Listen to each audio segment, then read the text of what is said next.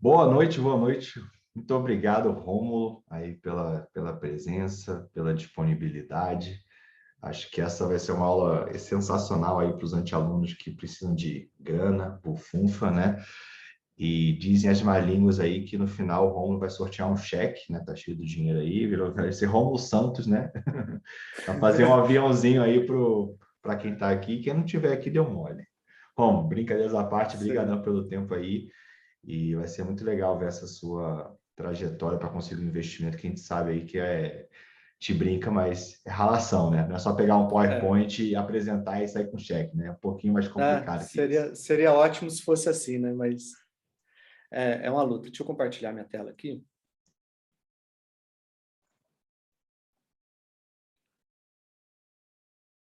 Vocês estão vendo minha tela? Tá carregando.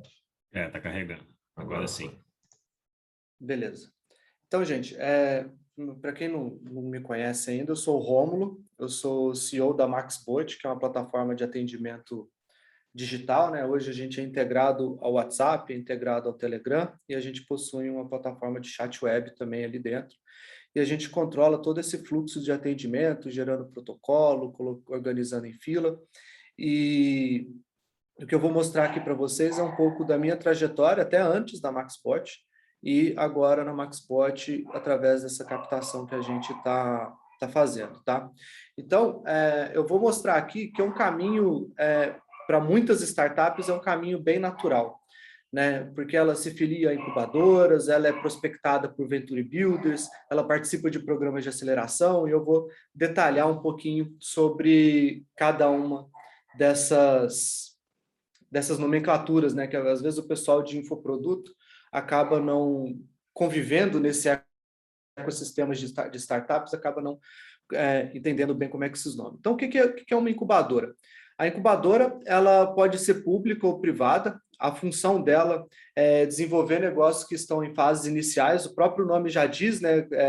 É bem similar a uma incubadora de ovos, por exemplo, que pega ali o ovo ainda para chocar dentro de uma incubadora, para nascer ali um pintinho e depois ir se desenvolvendo até virar um galo, vamos dizer assim. Então, a incubadora serve exatamente para isso. A gente entrou na incubadora em 2011, né? Eu moro em Viçosa, hoje eu não estou em Viçosa, porque eu estou viajando, estou para casa da minha mãe aqui em São Paulo, mas eu moro em Viçosa, e Viçosa tem a Universidade Federal de Viçosa, que é uma das grandes universidades brasileiras aí, de renome em diversas áreas. E dentro da universidade tem a incubadora e o parque tecnológico, né? Então, desde 2011 eu estou participando desses programas da incubadora. Então, dentro da incubadora tem pré-incubação, que é quando você está trabalhando a, a sua ideia ali, ainda na fase de ideação mesmo, de você analisando o mercado, construindo o MVP, que é o mínimo produto viável. Então, você faz esse fluxo de pré-incubação durante 6 meses, né? Depois que você viabilizou todo esse projeto, você vai para incubação. E essa incubação, pelo menos no programa que eu participei, era uma incubação de 3 anos, prorrogável para mais 3 anos. Então, nesses 3 anos, você tem um espaço físico com um desconto gigantesco.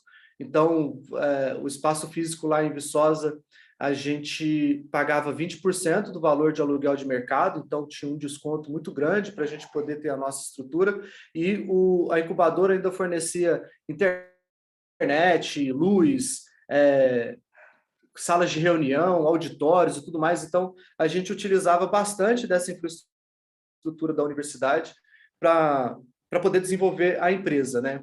E eles ajudavam a gente de volta, trazendo também mentorias, algumas conexões com o mercado e tudo mais.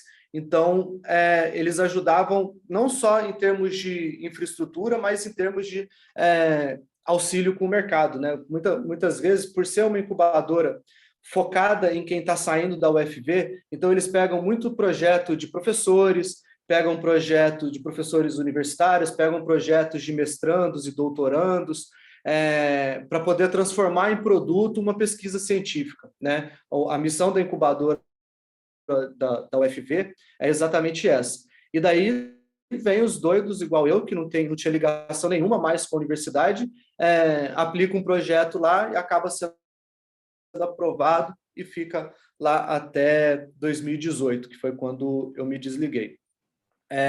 Mas a incubadora, durante esse processo todo, me ajudou muito a me desenvolver como um empreendedor, né? Então, a missão da incubadora é fazer esse processo de desenvolvimento e depois dessas empresas que saem da incubadora popular o parque tecnológico, né? E daí o parque tecnológico tem uma outra função que eu acabei nem detalhando aqui, porque eu achei que não era tão importante, porque é mais o espaço físico mesmo, e daí já não tem mais desconto nenhum, não tem incentivo nenhum, nem nada. Então, o parque é para uma empresa madura mesmo ter um local, uma sede, para poder fazer a operação dele, né? Então, eu acabei não detalhando aqui. E daí, depois dessa ajuda toda, o que a incubadora espera que você retorne para ela? Né? Até para ela se sustentar. Então, durante 5 anos, depois que acabou o período de incubação, você paga uma espécie de royalties, que é de 0,5% em cima do seu faturamento.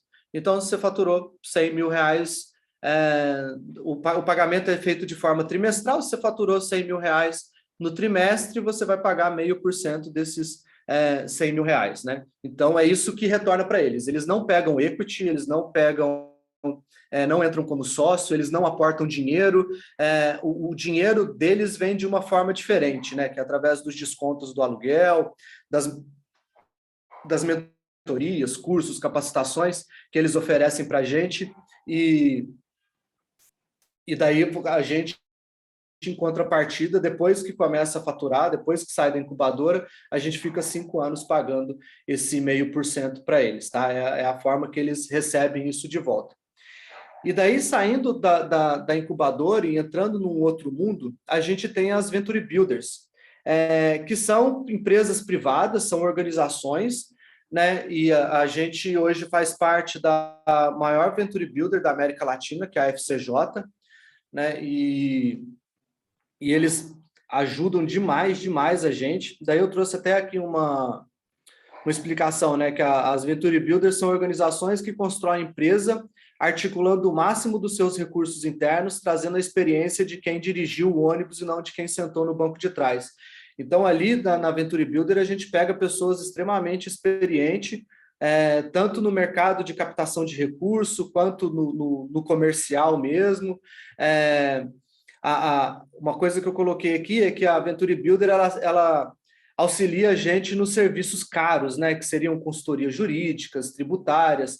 A gente não usa a infraestrutura da nossa Venture Builder, porque a nossa Venture Builder está em Uberlândia, a gente está em Viçosa, a gente está a uns quase 900 quilômetros de distância, mas, de qualquer forma, se a gente fosse uma empresa de Uberlândia, a gente poderia utilizar a infraestrutura da FCJ Triângulo, né, que é uma unidade da FCJ mãe, assim.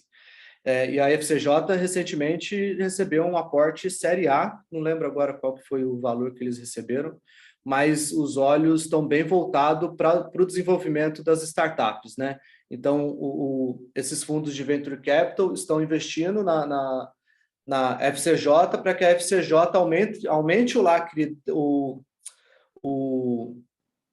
aumente o portfólio de startups para sempre sair startups cada vez melhores, maiores, captando mais dinheiro do mercado e trazendo mais soluções para a gente, né? Então, alguns serviços ali que a FCJ ofereceu para a gente, que seria caro, por exemplo, a minha plataforma, ela sofre muito com a LGPD, né, a Lei Geral de Proteção de Dados, porque a gente lida não só com os dados sensíveis dos clientes, como CPF, CNPJ, número de WhatsApp e tudo mais, mas a gente tem que resguardar dos nossos clientes e dos clientes dos nossos clientes. Então, a gente tem duas atribuições muito grandes dentro da LGPD, e a gente sabe que a partir de ontem, né, a Agência Nacional de LGPD, que foi fundada já pode aplicar as multas, né? E daí tem multa de R$5 mil e tem multa de R$50 milhões. Então, a gente nunca sabe quando a gente pode sofrer esse tipo de sanção. Então, isso é uma coisa que atinge todo mundo, né? Não só a gente como startup, mas qualquer empresa, qualquer infoprodutor, está todo mundo no mesmo barco dessa LGPD e tem que tomar muito cuidado com as informações que vocês carregam dos clientes, né, quando faz o processo de compra e tudo mais, com o processo de venda e tudo mais, né? As Venture Builders, elas costumam pegar a equity das empresas, né? Mas elas auxiliam no processo de captação de investimento. E daí a gente está conseguindo captar o montante que eu vou mostrar aqui para vocês, justamente porque quem fez essa ponte foi a Venture Builder, né? Provavelmente, sem essa ponte, a gente não chegaria nesse grupo de anjos especificamente. Nem nesse e nem nos outros que nós já conversamos, né? A gente já conversou com o pessoal da Domo, que foi um dos primeiros investidores do iFood, do Rap, então os caras têm aí um portfólio gigantesco. O pessoal da FEA Angels, que é a faculdade de Economia e Administração da USP também, eles têm um grupo de anjos lá, a gente conseguiu fazer isso por intermédio da apresentação para eles por intermédio da FCJ. Então, hoje a gente está captando 1,2 milhão, mas a gente tem 3 grupos de anjo interessados em aportar na gente. Então, a gente está no processo de iniciação de contratos e tudo mais para poder concluir a captação e receber esse cheque aí, né? Então, a gente não teria conseguido isso se não fosse um auxílio da Venture Builder e as conexões que essa Venture Builder possui ali no mercado. E daí, uma outra coisa assim, que existe dentro do mundo das startups são as aceleradoras, né? Então, as aceleradoras são pessoas jurídicas que surgiram para auxiliar os empreendedores na estruturação de suas empresas, para que consigam se consolidar no mercado, otimizar lucro, diminuir o espaço de tempo entre a criação e o seu break-even. Então, a aceleradora ela tem a função de botar a startup no trilho, principalmente no trilho comercial, para ela correr e alcançar o break-even, né? Hoje, a gente está participando do programa CID, que é um programa do governo de Minas Gerais, né? O CID está aportando R$80 mil em cada uma das startups que foram aprovadas lá. Hoje são 40 startups, começamos com 60, mas teve um corte há 2 semanas atrás, mais ou menos, ficaram 40 e a gente está entre as 40 que permaneceram, né? Então, quem participou da primeira etapa recebeu R$14 mil mais ou menos, e quem participar do programa inteiro vai receber o montante de R$80 mil, só que ele é feito em vários pagamentos, né? Então, esses programas de aceleração são legais, porque primeiro que eles aportam dinheiro, muitas vezes, sem pegar equity nenhum da empresa. Então, tipo, o CID, o governo de Minas Gerais, não tem participação nenhuma na empresa, é uma questão mesmo de aportar para poder fazer a empresa crescer, para que o Estado receba esse valor de volta lá quando a gente começar a faturar alto e pagar impostos altos e tudo mais. Então, é uma forma do governo fomentar o crescimento e a evolução das empresas dentro de Minas Gerais, né? E daí esse é um programa governamental, mas a gente tem um outro programa governamental, que é o Inovativa Brasil, que é considerado o maior programa de aceleração da América Latina. Ele é um programa do governo federal, do Ministério da Indústria e Comércio Exterior. Eu acho que, se tiver na mão deles ainda, era desse ministério antes, né? Junto com o Sebrae, né? Então, o Sebrae pega uma parte, o Sebrae meio que banca o recurso ali, o Ministério faz o repasse do dinheiro para o Sebrae e ainda tem uma outra empresa contratada para poder fazer a operação funcionar, né? Então, o Inovativa Brasil, ele foi muito legal, não sei como é que está a versão dele online, mas eu participei da versão dele, da versão presencial, né? Então, a gente teve uma vez que foi em BH, quando foi o estadual, né? Um processo de aceleração estadual, depois a gente passa para o processo de aceleração federal, e daí a gente vai para São Paulo para poder ficar uns dias lá recebendo mentoria, conversando com investidores e tudo mais. Então, isso acaba ajudando bastante a gente. E ainda tem algumas algumas aceleradoras que são privadas, né? Tem a Cubo, que é uma iniciativa do Banco Itaú, tem o InovaBra, que é uma iniciativa do Banco Bradesco, e daí elas costumam acelerar as empresas, eles têm os editais ali, costumam acelerar essas empresas, mas eles acabam pegando o equity da empresa, ou quando não pega equity, ele abre um desafio e daí entra um monte de startup tentando solucionar aquele desafio para poder fazer uma contratação mais lá para frente, né? Então, esse desafio geralmente tem ali a etapa de projeto e tudo mais, a etapa de POC, e daí vai fazendo esses testes todos até definirem qual que vai ser a startup contratada, né? Isso foi uma forma dessas grandes empresas conseguirem trazer mais inovação para dentro delas, porque a gente sabe que essas grandes empresas têm uma dificuldade gigante de inovar, muito por conta do operacional, e daí eles abrem esse desafio, trazem as startups, testam as startups, e muitas vezes eles acabam comprando a startup no final das contas, por conta da agilidade, do problema solucionado e tudo mais. Então, tem todo esse movimento ali de compra quando você participa desse desafio, né? O Itaú mesmo comprou um monte de startup, o Magazine Luiza também anda comprando um monte de startup, sempre criando programas de Open Innovation, né?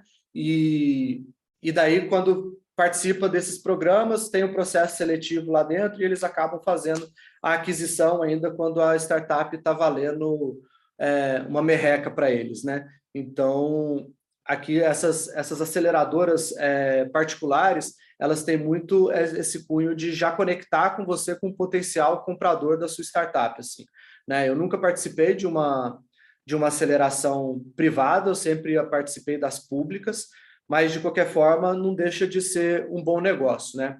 O objetivo de você participar de qualquer um desses 3 programas é porque eles te dão visibilidade, eles te dão conexão com potenciais investidores que você não teria no seu dia a dia, a não ser que você prospecte muito, corra muito atrás. Então, isso aqui é uma forma de ter pessoas correndo atrás, né? Então, por exemplo, na FCJ, a gente tem 2 pessoas que são pagas para fazer isso, mas não são pagas pela gente, são pagas pela FCJ.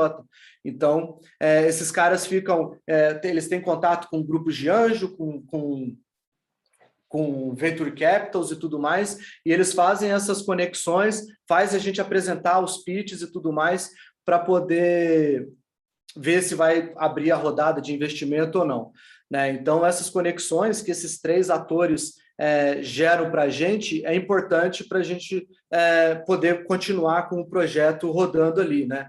Porque, diferente de quem produz infoproduto, dificilmente uma startup faz o famoso 6 em 7, né? Não é nem esse o objetivo dela, e às vezes ela nem consegue um processo de escala tão grande quanto o do infoproduto. Mas, de qualquer jeito, a gente tem a nossa escala, né? A gente é uma plataforma SaaS, né? A gente vende mensalidade, então a gente tem aquela consistência de crescimento mês a mês, e isso tem chamado bastante a atenção dos fundos que a gente tem conversado, né?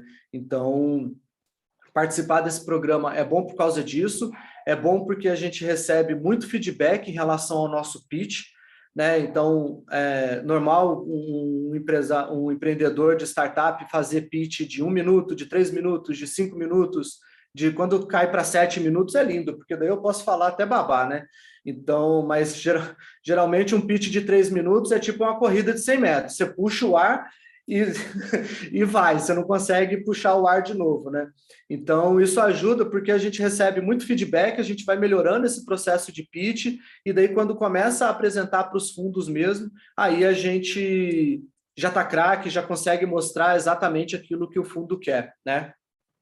E daí falar um pouquinho dos programas que a gente participou e dos recursos que a gente recebeu nesses programas.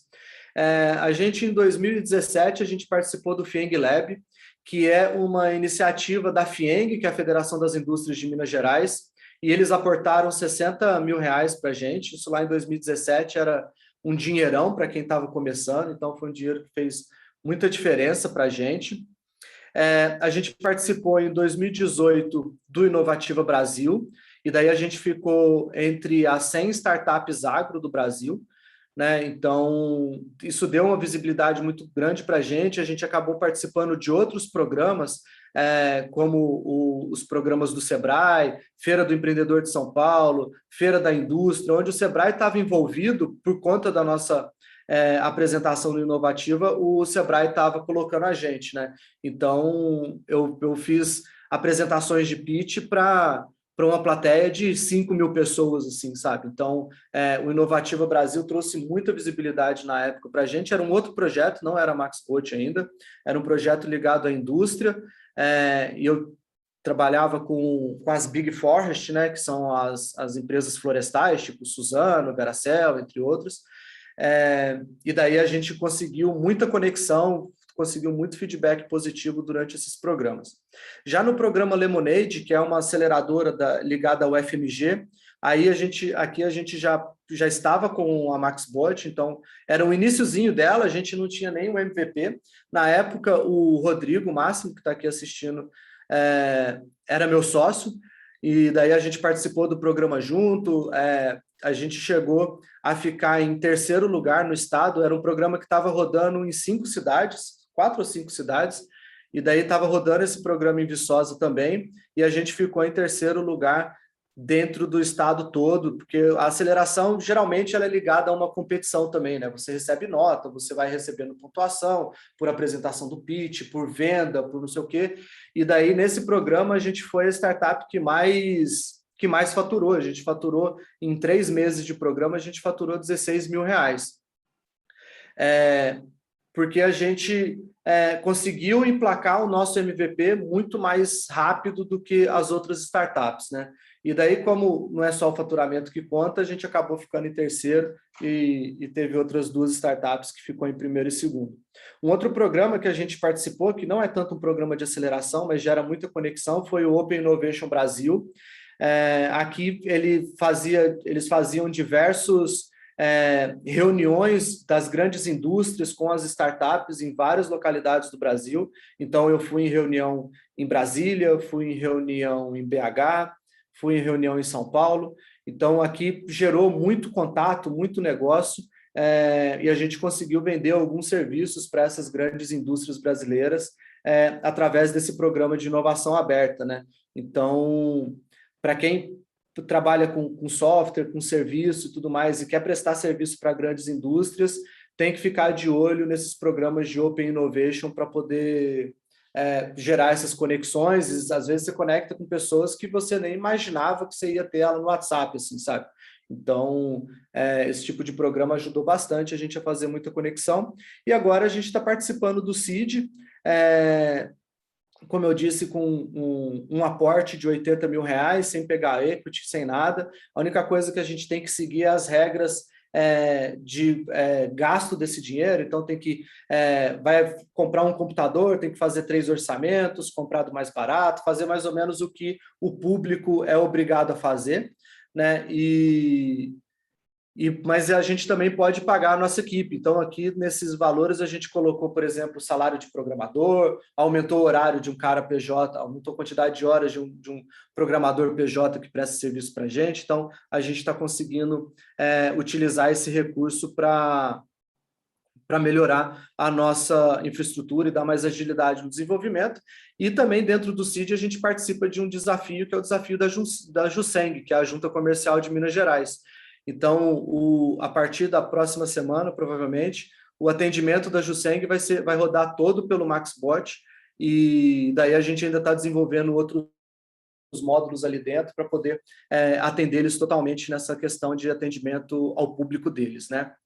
E entrando aqui na parte da captação de recurso, eu trouxe aqui como é que funciona, basicamente, para as startups, né? Então, a gente tem a captação do tipo anjo.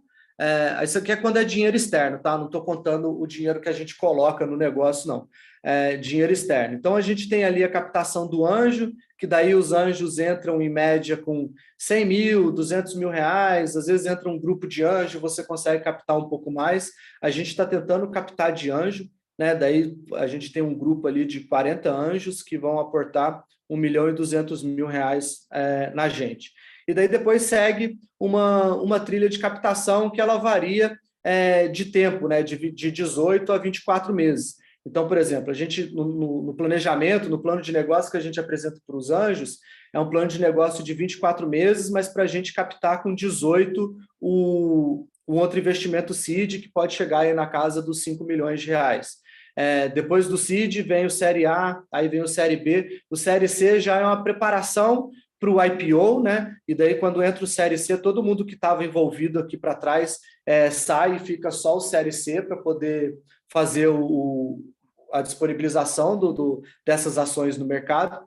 E daí vem ou o IPO ou a venda, né? Então, eu gosto de citar o exemplo da Resultados Digitais, porque eles vieram de 8 captações, né? Apesar de não ter 8 aqui, mas eles captaram 3 Série A, 2 Série B, captaram um Série C e tal, e daí, quando chegou o momento deles irem para o IPO, a TOTUS foi lá e comprou eles por 1 bilhão e uns quebradinhos, né? Então, esse foi o poder do equity de uma empresa que tinha 12, 13 anos de idade, nunca tinha gerado lucro, mas conseguiu ser vendida por mais de 1 bilhão de reais e acabar virando um novo unicórnio brasileiro, né? Apesar de não ser listada em bolsa, mas agora ela pertence a uma empresa que é listada na bolsa e vale muitos bilhões de dólares aí.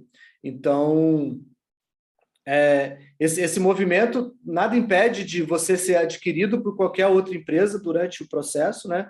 Mas se você fosse seguir um ciclo comum assim, seria esse aqui. E daí, falando sobre a nossa captação, a gente está captando 1 milhão e 200 mil, a gente está numa fase de assinatura do contrato, né?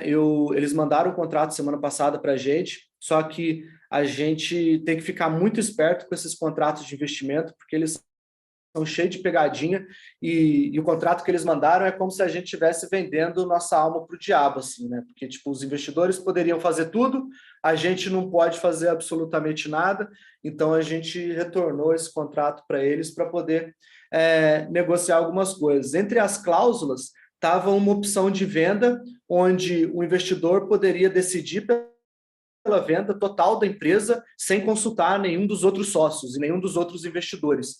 Então, às vezes o cara aportou lá, sei lá, 50 mil reais dentro de um grupo de anjo, ele encontrou uma empresa que quer comprar a empresa por 5 milhões, e daí ele simplesmente decidiria essa venda sozinho, sem consultar os sócios majoritários e tudo mais. Então, esse foi a cláusula que mais pegou, assim, para a gente, daí a gente conseguiu derrubar ela, e agora o advogado da FCJ está fazendo a revisão desse contrato para a gente assinar. A gente assinando entra na due diligence, né, que daí é o momento da gente apresentar todas as documentações, mostrar que os empreendedores são pessoas idôneas, que não tem processo judicial nenhum, não está devendo uma fortuna no mercado aí, não tem processo trabalhista, não tem nada. A due diligence corre basicamente sobre isso, além da verificação das contas, da parte contábil e tudo mais. E daí, terminando essa due diligence, a gente recebe definitivamente esse cheque, né? Esse valor é para ser utilizado em 24 meses, mas o nosso programa é daqui a 12 meses a gente iniciar uma nova rodada, dessa vez uma rodada seed, e como já teve o acordo de investimento, né? Isso mostra que a gente está pedindo 1 milhão e 200 em troca de 10% da empresa. Então, que nem o Thales Gomes falou, a empresa só vale quando tem alguém disposto a comprar ela, né? Então, hoje a nossa empresa vale 12 milhões de reais, já que eles aceitaram o nosso valuation ali de aporte de 1 milhão e 200 em troca de 10% do negócio, né? Então, esse aporte vai acontecer. Quando a gente receber definitivamente esse dinheiro, a gente vai passar para vocês.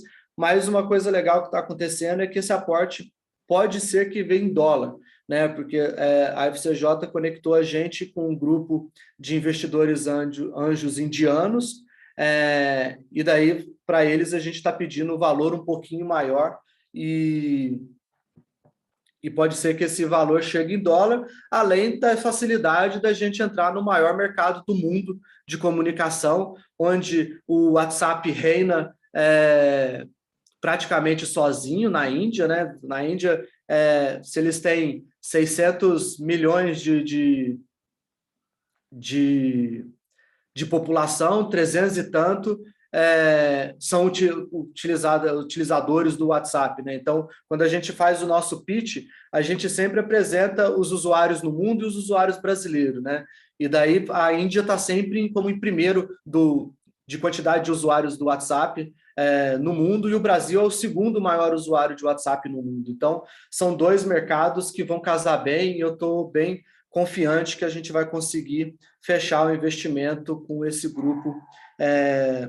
grupo indiano, né? E daí, a partir disso, a gente vai fazer todas as outras captações, provavelmente tudo em dólar, porque Série A geralmente já entra as Venture Capitals internacionais mesmo, por conta do tamanho do cheque, né? Então, em BH, a gente tem a Take, que é uma concorrente nossa, e ano passado recebeu 100 milhões de dólares numa Série A, que foi a maior Série A que o Brasil já conseguiu captar, né? Então, o mercado para o que a gente faz está super aquecido, a galera está olhando bastante para as plataformas de comunicação, e daí a gente está tentando acelerar o máximo que a gente consegue para poder conseguir aproveitar essa onda de comunicação. Então, a gente lançou a plataforma MaxBot oficialmente, né, em janeiro do ano passado. A gente cresceu mais de 3.000% no ano passado. Esse ano a gente está com a média de crescimento de 15% por mês,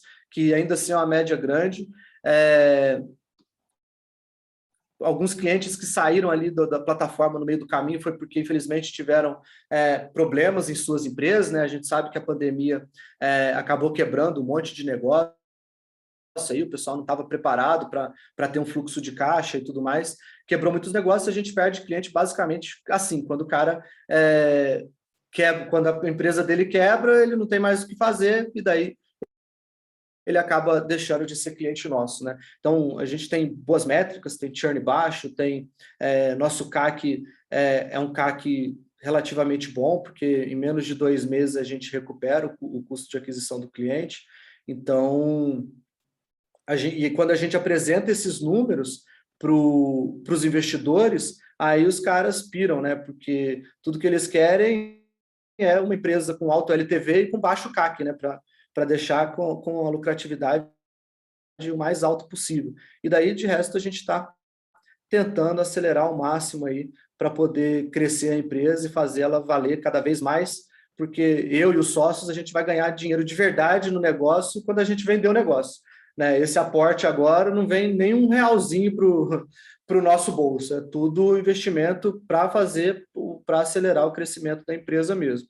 Então, às vezes a gente pensa assim, vendeu a empresa por 1.200.000, então ficou milionário e tal. Não, não é isso, não. Não vem nenhum real, não vem nenhum real para o nosso bolso, além do Prolabore que a gente retira. Mas o objetivo é fazer com que a empresa, daqui mais um ano, pule de 12 milhões de valuation para 100 milhões, e daí, se alguém quiser comprar, daí a gente ganha dinheiro de verdade, né? O jogo do equity ele é muito diferente do jogo da venda direta ali, dos infoprodutos e tudo mais.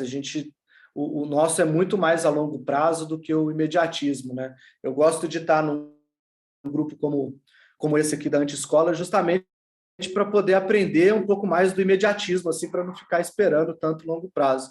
Então, é muito legal poder contribuir aqui com vocês, passar um pouquinho dessa experiência, desses programas que a gente já participou. Existem outras infinidade de programas no Brasil, mas a gente sempre seleciona aquele que tem um fit maior com o negócio e aquele que vai conseguir aportar algum dinheiro para a gente poder continuar crescendo, né?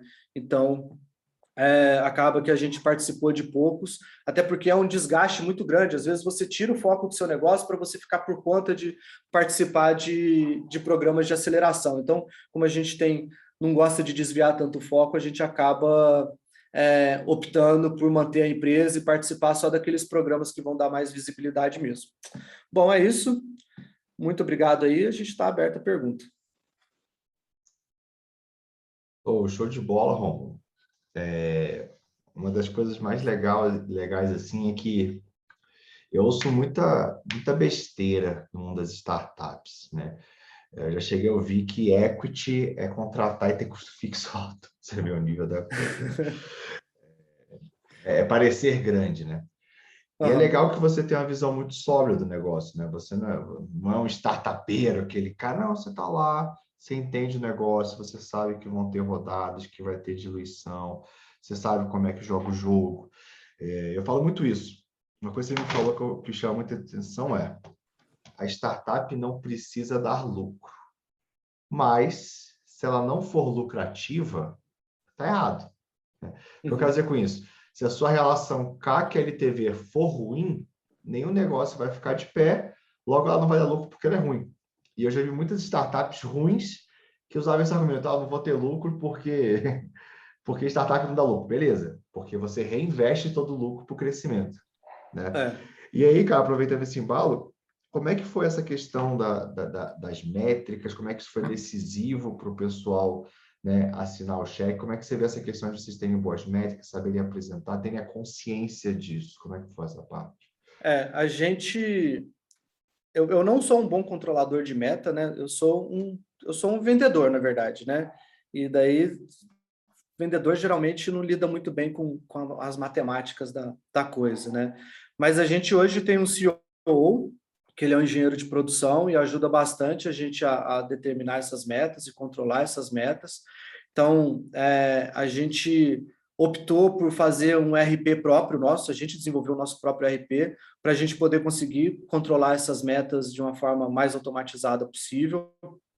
Então, a gente foi determinando as metas ao longo do caminho, né? Não adiantava nada a gente colocar 100 métricas para controlar e não conseguir controlar quase nenhuma delas. Então, a gente foi crescendo devagarinho, né? Então, as primeiras métricas era o CAC sempre foi uma métrica que a gente teve, é, a quantidade de cliente, uma métrica que a gente teve, então a gente tem ali, dentro dessa métrica, as metas que a gente tem que conquistar de cliente mês a mês, é, e daí as outras foram vindo aos poucos, né? O LTV foi vindo aos poucos, porque quando você é uma startup muito pequena, muito recente, assim, não vou dizer pequena, muito recente, você não tem um histórico para você saber de quanto que é o LTV, para você poder conseguir projetar seu LTV, né? Então, uma das coisas que a gente errou bastante com os fundos é que a gente apresentava um LTV pequeno, porque como a nossa base é muito nova, proporcionalmente o nosso LTV era baixo. E daí o pessoal começou a falar, não, é melhor você usar o LTV projetado e tal. E daí que a gente começou a usar o LTV projetado, e daí que deu uma diferença muito grande, né? Então, o nosso relacionamento com as métricas, eles foram acontecendo aos poucos, assim, né? E hoje a gente controla aí mais ou menos umas 20 métricas, 25 métricas, e vai criando outras também para a gente poder ir melhorando cada vez mais, né? Então, uma métrica para a gente que é importante é o NPS, por exemplo. Daí hoje a gente controla o NPS de quase tudo, assim. Então, mas isso é só com o tempo que a gente conseguiu colocar mesmo. Nunca foi uma coisa feita de imediato, assim, sabe? O legal do investimento é isso, né? Te obriga a ter gestão, porque o cara vai perguntar, É. né? Então, acaba E que o papel da Venture Builder é porque, assim, às vezes a gente é um empreendedor e a gente fala assim, eu vou empreender porque eu não quero ter um chefe. Mas nem sempre não ter o chefe é bom, né? Então, a Venture Builder acaba atuando como isso. Então, eles fazem a gente ficar controlando essas métricas, alimentando as planilhas, para a gente poder prestar conta para eles, né? Já que eles são sócios também. Então, a FCJ Triângulo hoje tem 10% de participação no negócio, né? Então, a gente precisa prestar essas contas para ele, e isso ajuda a gente a trabalhar essas métricas, e daí, de tempos em tempos, a gente vai e adiciona uma nova métrica, porque daí já está na hora de começar a controlar determinada setor aqui da empresa, né? Então, isso ajuda bastante a gente.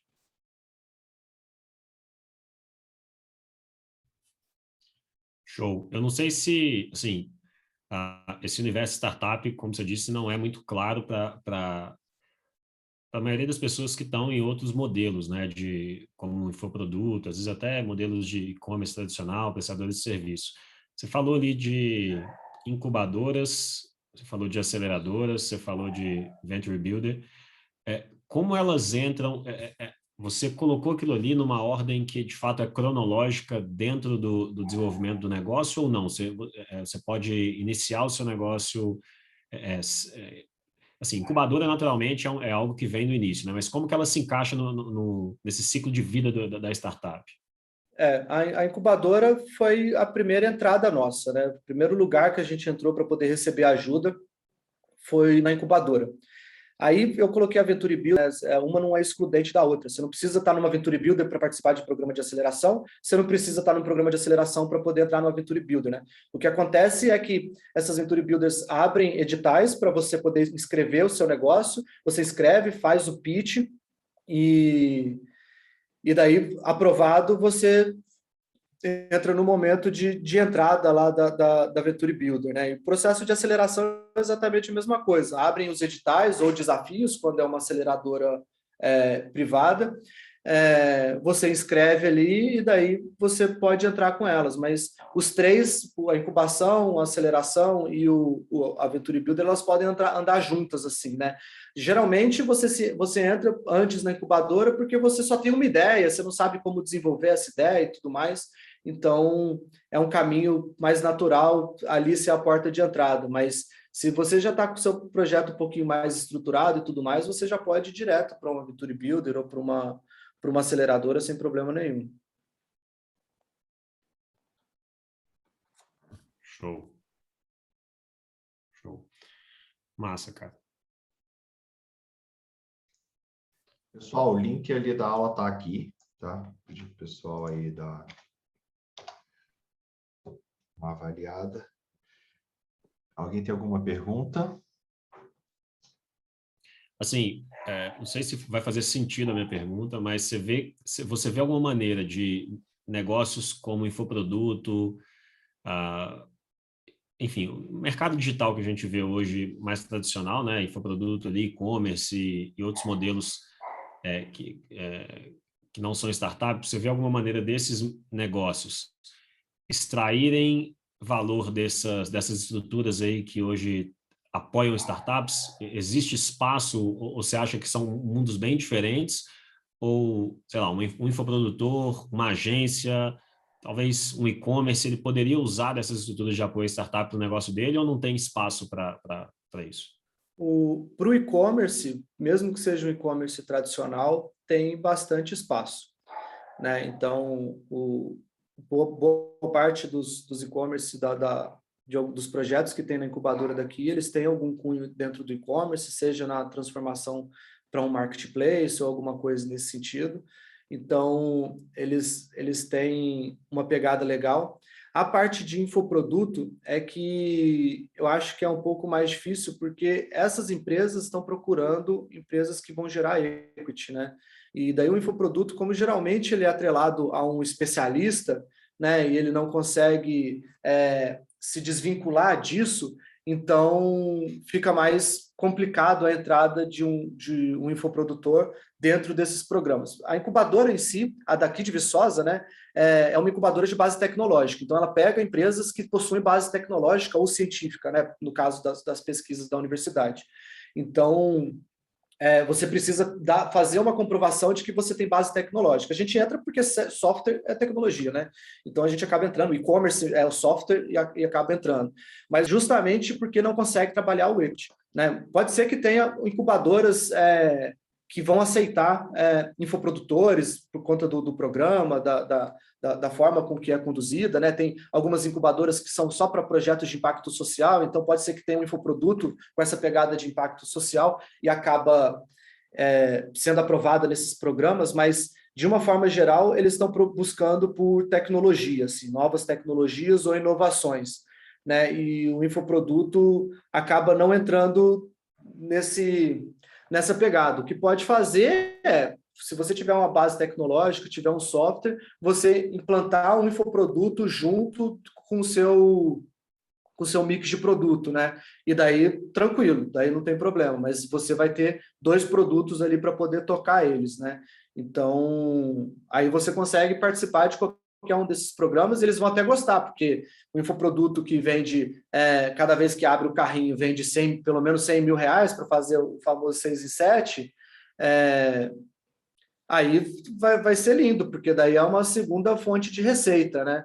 Mas geralmente eles estão procurando alguma coisa que envolve tecnologia e que gere equity, né? Porque na hora que eles saírem do negócio é a hora que eles vão ganhar dinheiro de verdade.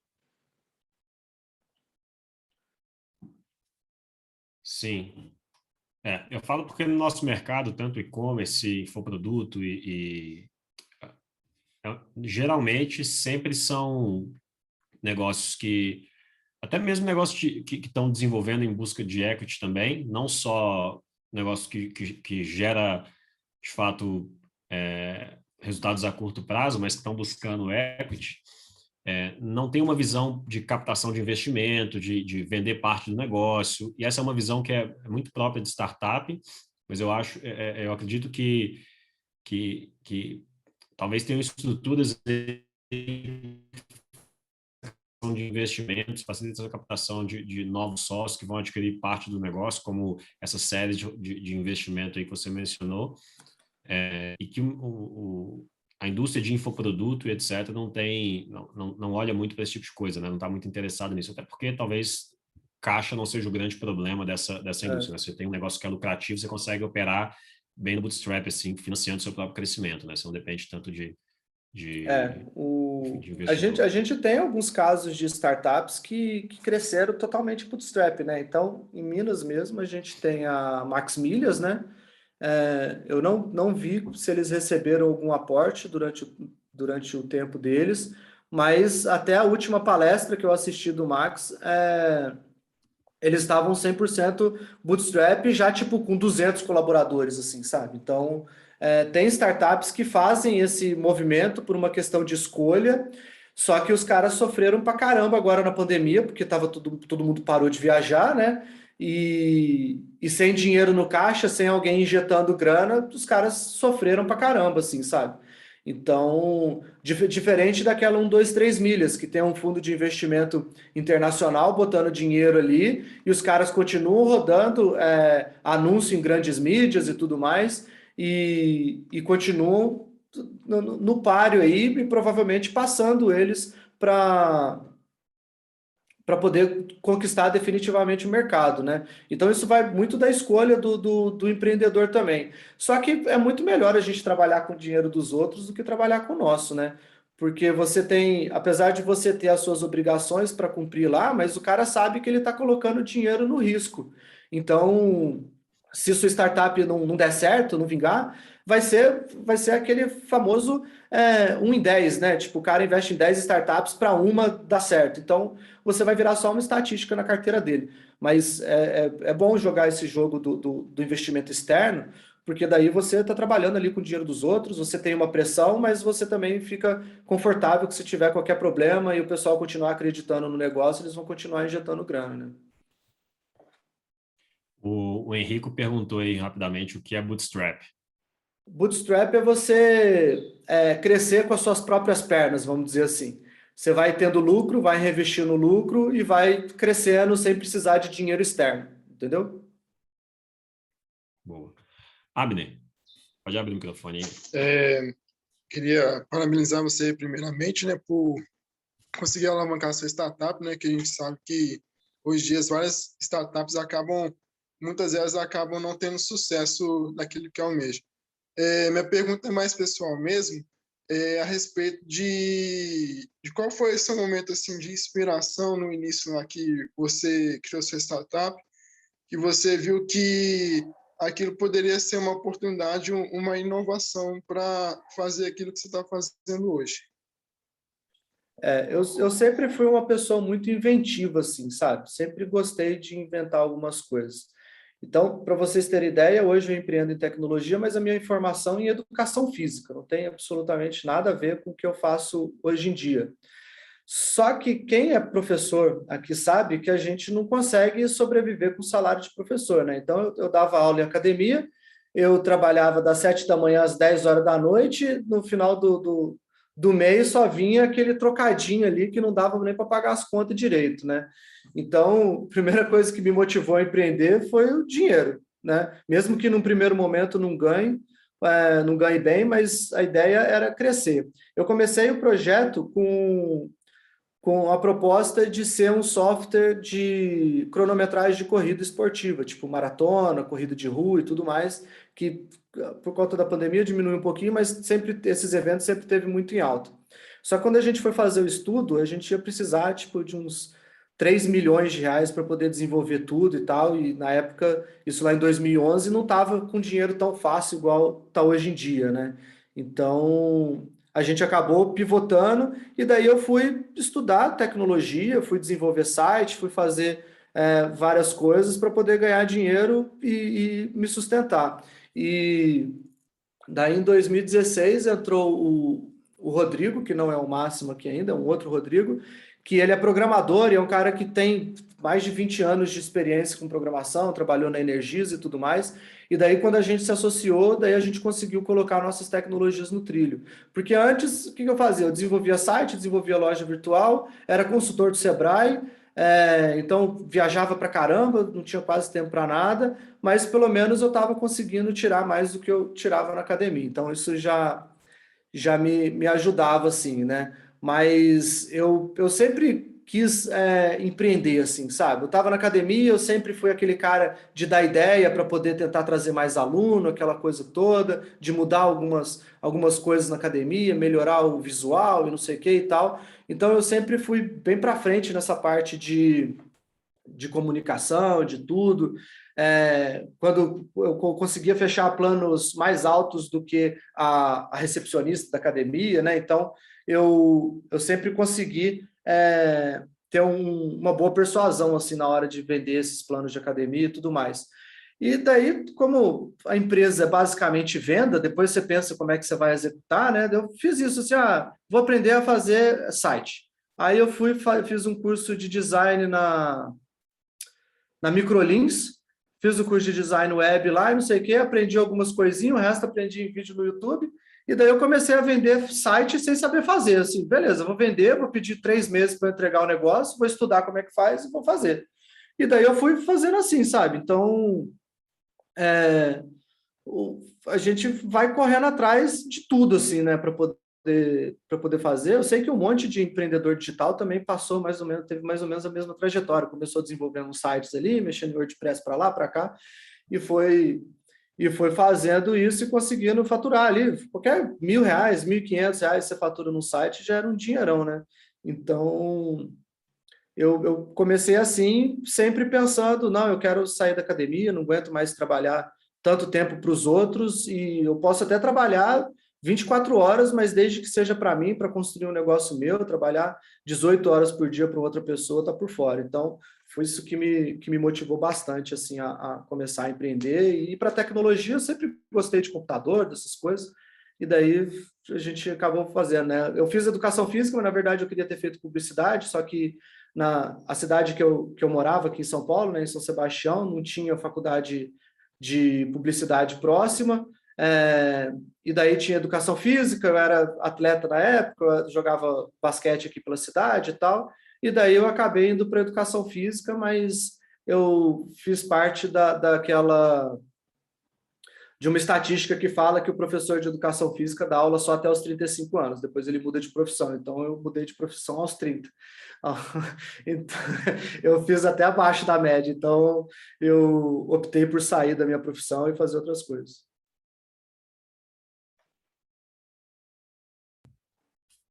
Show. Galera, mais alguém? Alguma pergunta? Ou contribuição, qualquer coisa do tipo?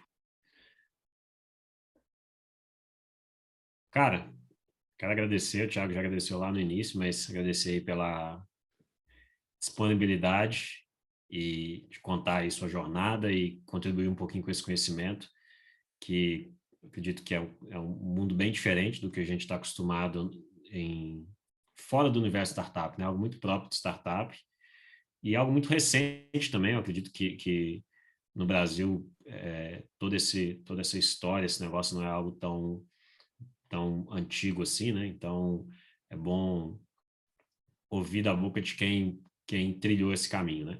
Parabéns pela MaxBot aí, o que vocês têm feito, a gente vai acompanhando aqui de perto essa história toda. Quando você falou aí que quando você recebeu o dinheiro, você vai passar para a gente, né?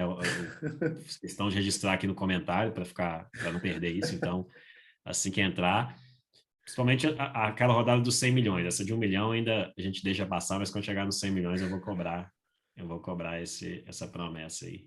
Não, pode deixar que a cerveja vai ser por minha conta no evento presencial nosso. Quando a gente estiver valendo 100 milhões. Mas você falou. Cuidado que se a escola tiver 10 mil membros, vai ficar caro essa cerveja aí, hein? Vai ficar caro mesmo, é verdade. Não, verdade. só quem está na aula hoje, ó.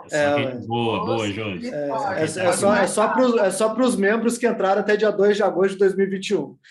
Oficial, tá falando. Giro para a Carlitia dar print aí, para depois ela fazer a apuração de quem estava na aula, né, cara? Falou em cerveja, o povo já quer garantir o seu, né? Incrível. Nem pergunta eu fiz, né? Chegou no Até final, quem não bebe, hein? falou de bebida Até quem não grátis. bebe, que sou eu, já tá querendo. Mas é isso aí, cara. Valeu demais. Tamo junto. Galera, valeu todo mundo aí. Boa semana para vocês e tamo